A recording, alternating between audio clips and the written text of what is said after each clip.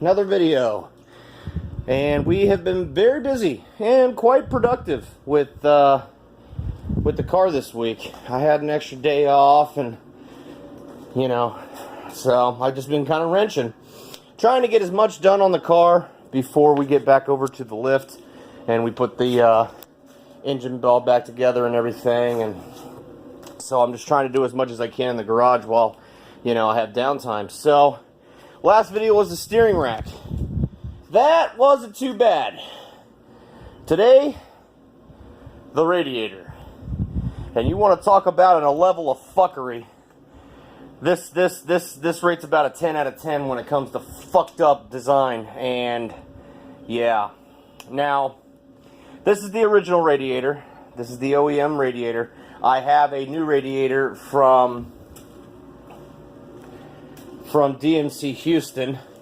It is their aluminum radiator, as you can see back there. Nice, pretty, and yeah, pretty excited about that one.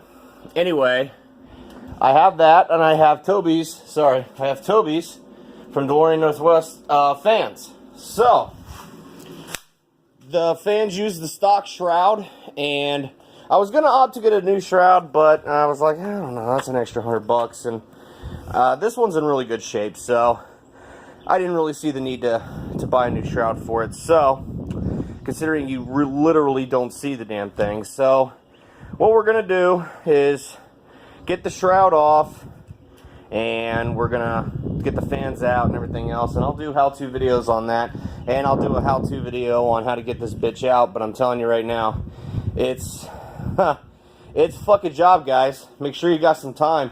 I don't think putting it back in is going to be quite as bad as getting it out, mainly because the new fans are so low profile compared to these that I think I'll have a little bit more room to work. So, believe it or not, the hardest part of this job is it's just trying to maneuver it in a way to where you don't fuck up the condenser, because I still have R12 in this, and I really didn't feel like converting it over to 134 this year. So as long as it holds out this year, I know a guy with some R12 that can hopefully get me recharged for the season, and if it lasts me for the summer, maybe next year we'll talk about converting over and make it a lot nicer AC system. But as of right now, there's no need for that. So that's the shroud. That's the shroud that literally goes right up underneath of the radiator. So, like I said, guys, I'm gonna do how-to on how to do this, and I'm sorry if it's gonna be hard, because I'm gonna have to put the camera in places where it's gonna be a real pain in the ass to see. So, let's get right into it. You know what? I got a better idea. So,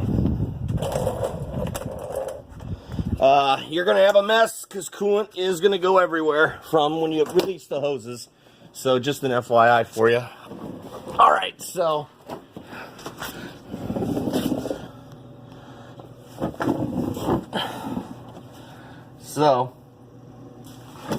obviously, here you go. Nothing going on there. Now this isn't just dangling, it's holding on by that. But first and foremost, the rock guard. You got 1, 2, 3, 4, 5. 5 bolts. And I can promise you, those bolts are all gonna break. All but one broke on me. So, plan on picking up a rock guard while you're at it. I'm gonna go ahead and get Bangston stainless steel powder coated one. But that's gonna happen. They're gonna probably break. If they don't, it's a fucking miracle. And yeah. So it's about $100, give or take. So you'll undo that. You'll undo your coolant, your bottom coolant, let all of that leak out.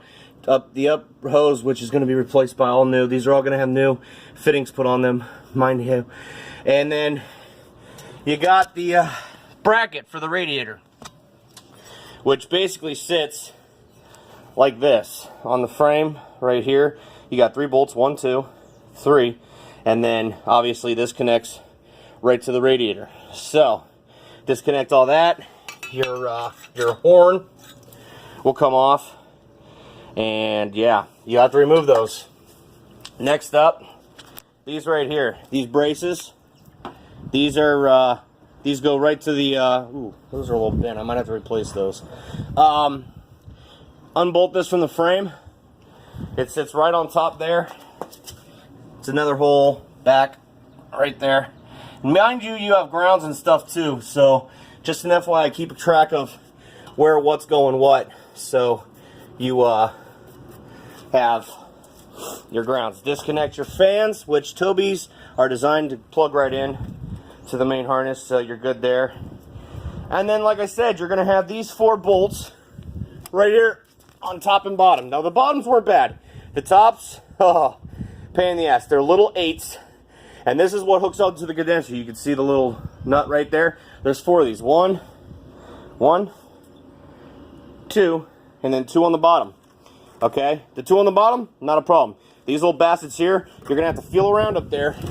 And unfortunately, because of the lip of the radiator, you're not going to be able to put a socket on it. If you could put a socket on it, it probably wouldn't have been so bad. But you can't do that, so you're going to have to use wrench.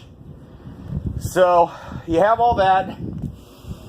These, the big shroud, obviously, you have. Let me put this up here. Damn it. All right. Right here, these are where the rock guard bolt up to, so obviously those will already be eliminated by the time you get to this point, at least I hope so. Basically, you have 1, 2, and 3. Oh, sorry. 3.